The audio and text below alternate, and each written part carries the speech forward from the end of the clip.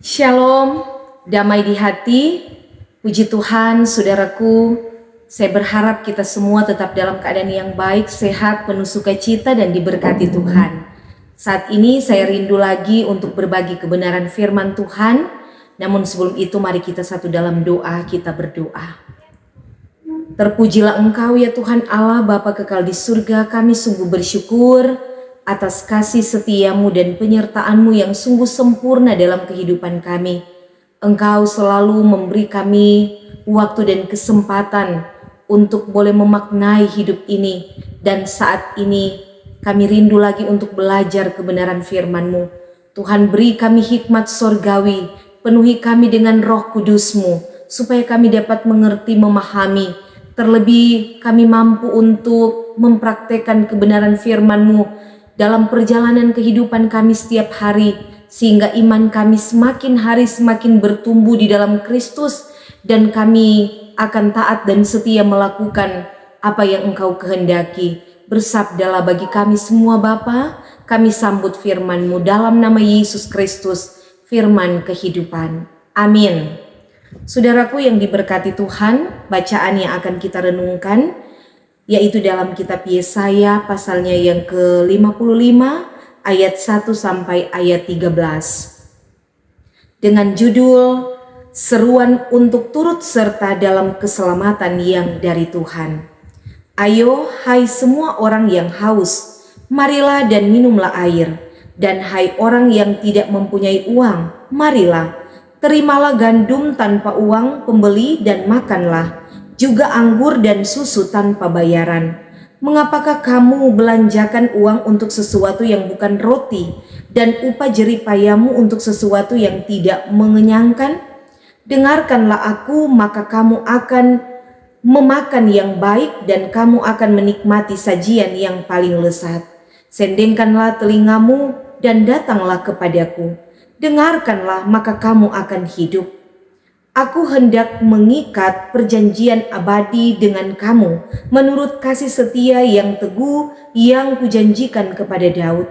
Sesungguhnya aku telah menetapkan dia menjadi saksi bagi bangsa-bangsa, menjadi seorang raja dan pemerintah bagi suku-suku bangsa.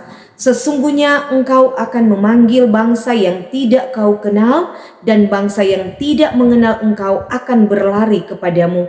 Oleh karena Tuhan Allahmu dan karena yang Maha Kudus Allah Israel yang mengagungkan engkau.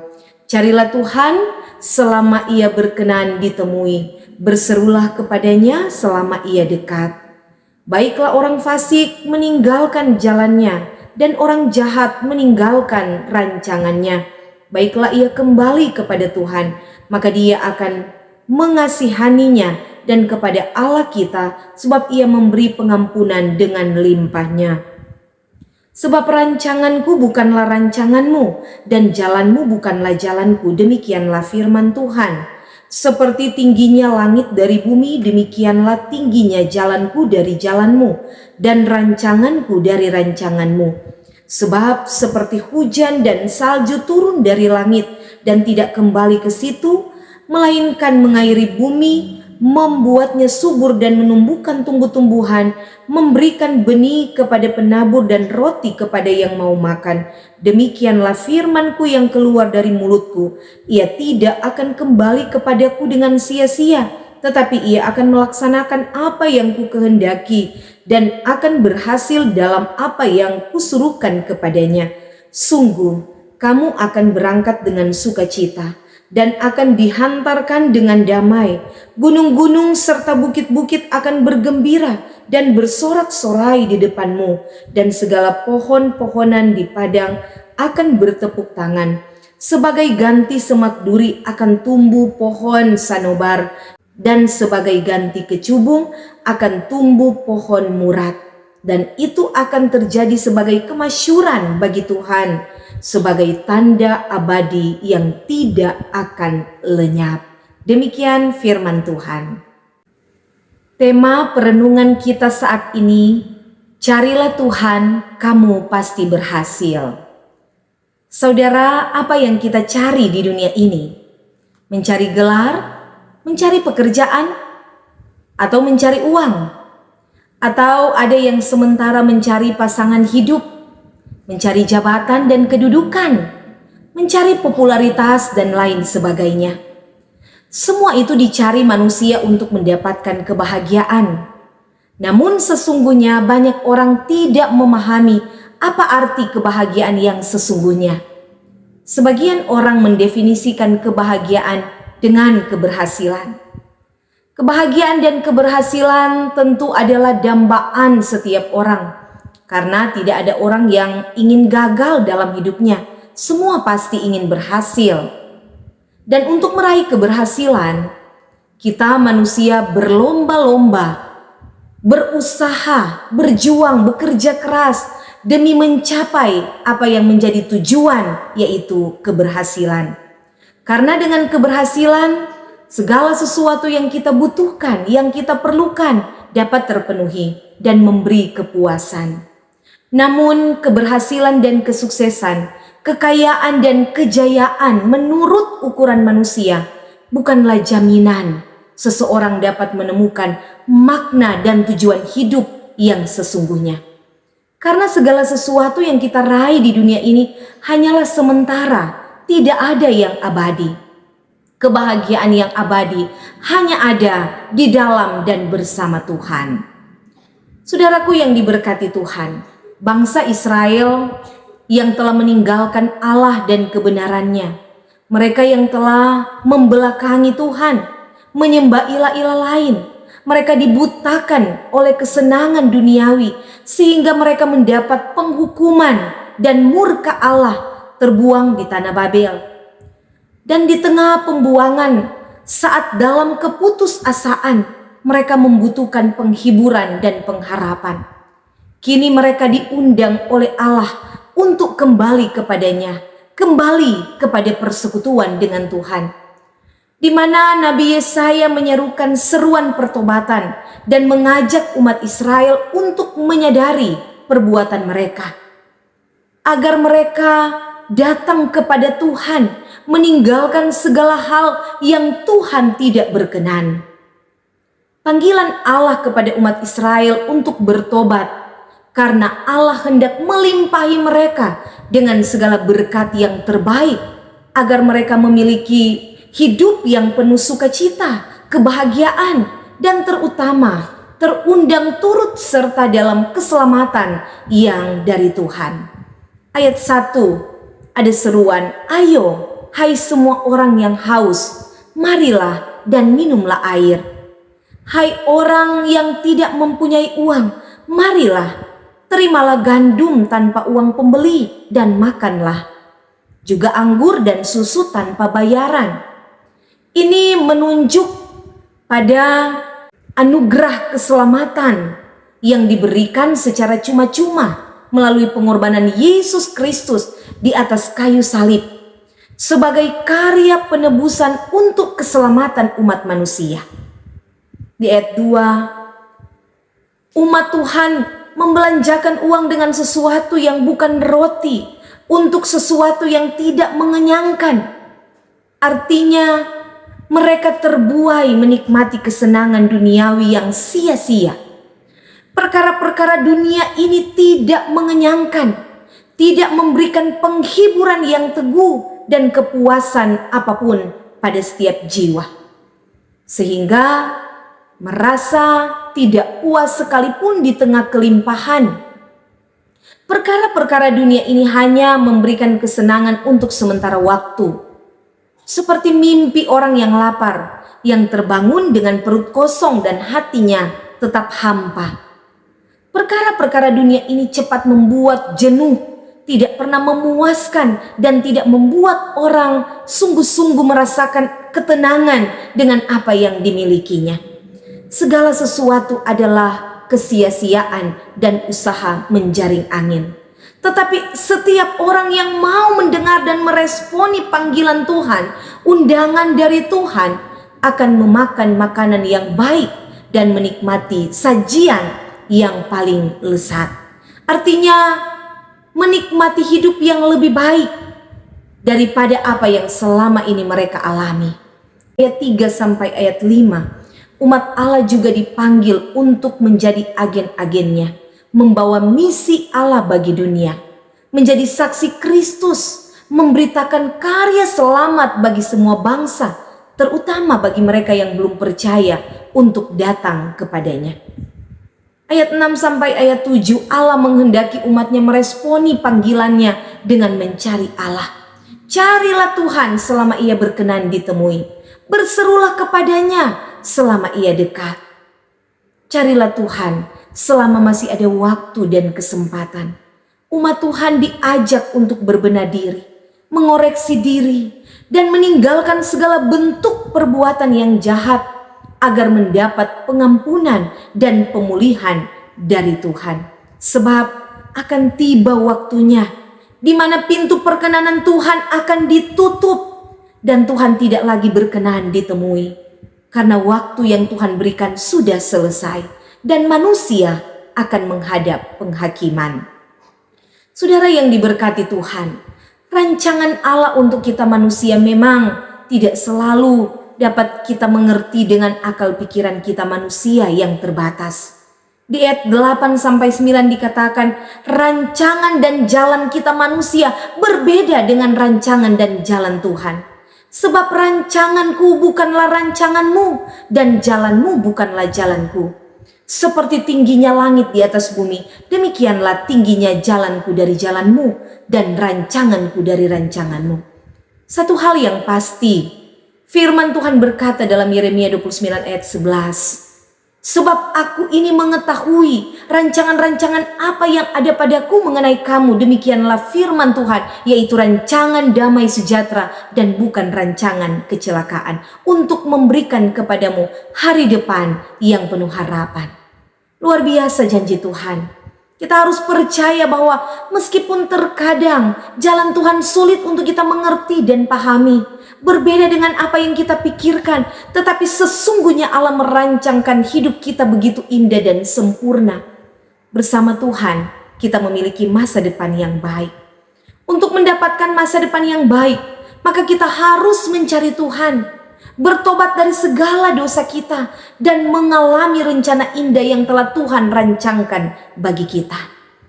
Apabila kita ingin berhasil, apakah itu dalam studi, dalam pekerjaan, berhasil menjalankan usaha atau bisnis, berhasil dalam pelayanan, dan dalam hal apapun, maka carilah Tuhan, berserulah kepadanya, percayakan hidup kita kepada Allah yang merancangkan yang baik kepada kita. Karena itu kita harus benar-benar mengarahkan tujuan hidup kita hanya kepada Tuhan, mengalihkan pandangan kita dari kesenangan dunia kepada keselamatan kekal. Injil Matius pasal 6 ayat 33 berkata, tetapi carilah dahulu kerajaan Allah dan kebenarannya, maka semuanya akan ditambahkan kepadamu. Selanjutnya di ayat 10 sampai ayat 11, tentang firman Tuhan yang disampaikan, yang diberitakan itu tidak akan kembali dengan sia-sia. Artinya bahwa sekali firman Tuhan diberitakan, apa yang menjadi tujuan firman akan terlaksana. Dan bagi orang yang percaya, ketika melakukan firman Tuhan, pasti dijadikan Tuhan berhasil. Karena firman Tuhan itu mengandung kuasa, yaitu kuasa Tuhan yang bekerja. Firman Tuhan berisi janji Tuhan, dan janji Tuhan pasti tergenapi bagi setiap orang yang mau belajar firman, yang mau memahami dan melakukan firman Tuhan dalam kehidupan setiap hari. Seperti hujan dan salju turun dari langit dan tidak akan kembali ke situ, melainkan mengairi bumi, membuat subur dan menumbuhkan tumbuh-tumbuhan, memberikan benih kepada penabur dan roti kepada orang yang mau makan. Artinya saudara-saudara bahwa benih-benih firman Tuhan yang ditaburkan, apalagi di tanah yang baik, di tanah yang subur, pasti akan bertumbuh dan berbuah lebat dan memberi berkat. Selanjutnya di ayat 12 sampai ayat 13. Setiap orang yang menerima dan merespon dengan benar undangan keselamatan dari Allah, mereka akan menikmati sukacita yang besar, penuh damai sejahtera. Berjalan bersama Tuhan akan sangat menyenangkan walau banyak tantangan. Sebab Tuhan merancangkan kehidupan yang baik bagi kita. Tuhan akan memberikan kelegaan yang tiada tara dan tak pernah habis-habisnya. Seperti janji Tuhan bagi bangsa Israel yang dalam pembuangan. Tuhan akan mengganti semak duri dengan pohon sanobar dan kecubung diganti dengan pohon murad. Artinya Tuhan akan memberikan kembali kemakmuran kepada mereka dan akan mengubah, memulihkan hidup mereka kepada kebaikan. Saudara-saudaraku yang kekasih dalam Tuhan Yesus, renungan saat ini mengingatkan kita agar tidak menyia-nyiakan waktu yang Tuhan berikan. Kesempatan yang ada ini mari kita pergunakan untuk terus-menerus mencari Tuhan. Mencari Tuhan adalah sebuah keputusan penting bagi setiap orang percaya. Mengapa kita harus mencari Tuhan? Karena sesungguhnya hidup tanpa Tuhan adalah sia-sia. Kebahagiaan yang ditawarkan oleh dunia adalah semu, hanya sesaat, hanya sekejap. Tetapi orang yang mencari Tuhan akan menemukan kebahagiaan sejati, kebahagiaan kekal. Kita tidak akan pernah merasa puas dan kenyang dengan mencari isi dunia. Ingat bahwa Tuhan itu sumber segala sesuatu. Jangan kita hanya mencari kesenangan dunia, tetapi carilah sumber hidup dan sumber kebahagiaan itu, yaitu Tuhan Allah sendiri. Firman Tuhan dalam kitab Mazmur 34 ayat 11, orang yang mencari Tuhan tidak akan kekurangan sesuatu pun yang baik. Walaupun pada kenyataannya ada begitu banyak orang yang hanya menghabiskan waktu untuk meminta berkat dari Tuhan, menghabiskan waktu untuk mengejar dan mengumpulkan harta dunia yang hanya bersifat sementara, tapi tidak punya waktu untuk mencari Tuhan, maka semuanya itu sia-sia adanya. Firman Tuhan saat ini mengajak kita, saya dan saudara-saudara untuk mari kita meresponi undangan Tuhan. Mari mencari hadirat Tuhan dengan segenap hati. Carilah Tuhan dengan hati yang tulus, dengan sungguh-sungguh. Mencari Tuhan dengan beribadah, membangun mezbah doa. Mencari hadirat Tuhan. Dimanapun, kapanpun, Tuhan selalu menunggu kita untuk mencari dan menghampiri Dia. Karena Tuhan tidak pernah jauh, Dia hanya sejauh doa. Ketika kita mencari Tuhan berarti kita menyadari akan keterbatasan dan ketidakberdayaan kita. Lalu dengan penuh kerendahan hati kita mencari wajah-Nya. Mencari Tuhan juga berarti kita berharap dan hanya mengandalkan Tuhan saja dalam kehidupan ini. Karena Dia adalah sumber pertolongan sejati, sumber kebahagiaan dan sumber keberhasilan. Sementara segala hal yang ada di dunia ini tidak bisa memberi jawaban dan jaminan yang pasti bagi kita. Karena itu jangan sekali-kali kita menggantungkan harapan pada uang atau kekayaan, jabatan, pengalaman, kepintaran, kemampuan, karena semua itu adalah sia-sia. Tetapi marilah gantungkan harapan sepenuhnya kepada Tuhan, sebab Dia selalu punya banyak cara yang ajaib dan penuh mujizat untuk menolong kita.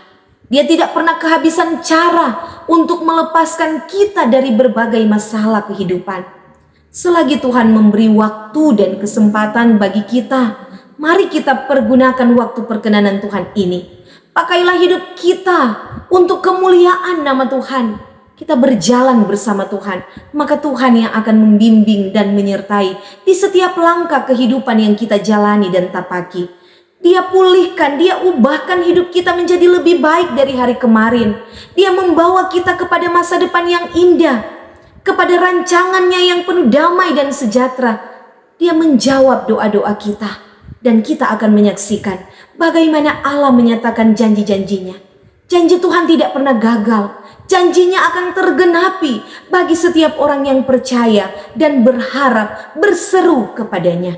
Dengan mencari dan mengandalkan Tuhan, maka kita menikmati keberhasilan, kebahagiaan, dan keselamatan kekal dan abadi. Tuhan Yesus memberkati kita semua. Amin. Mari kita berdoa. Terima kasih ya Tuhan Allah untuk firman-Mu yang boleh kami renungkan bersama di saat ini.